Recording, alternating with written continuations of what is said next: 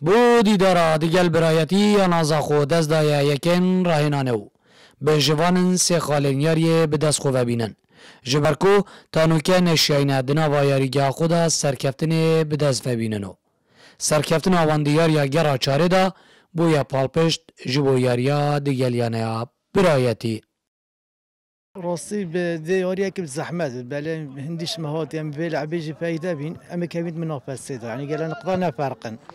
خاص ما لعبك زحمة الجزر باكر وما خاليناتنا وقلا مهم بمعنوياتك قلا مازن دامه ان شاء الله مبرهبت لكن بوياريا قل برادي حميد ظن يعني فريقك قلك بقوته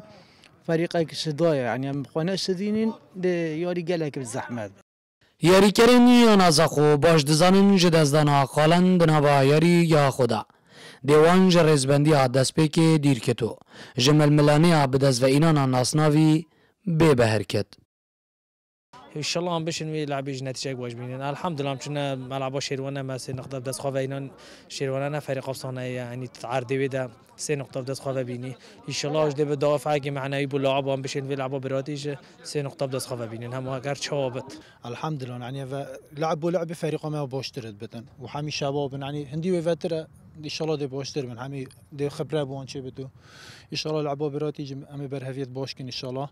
وچكو ما دو سركفتنيتين هر دو جر وياريگه همنه وتن وياري سركفتني تو مارك ملعب خاله دل جمهور خاخاشين ان شاء الله زاخو دخول هرما کردستان یا تاپا پیدا پنج یاری انجام داینه و شاید دو سرکفتنو دو وکویه و دیگل دوراندنه که بدتو به کمکرن هشت قالن لرزا ششه دهتو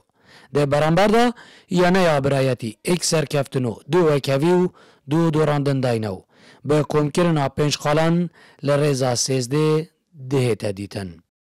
جه سرجمه انجام دانا پنج یاریان یا نازاخو دیاری دنا و یاریگاه خدا انجام داینه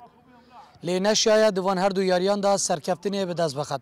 افیاکه جی بو یا جیک دلگرانیا پشتوان و حجیکرین ورزشی لوی باجری لیلگوری گوتنا یاریزان و دستک راهنران بتن کوچا وان لسی خالین یاریه لیاریگاه خدا دیگلیانه یا برایتی زیروانگولی با دینان زاخو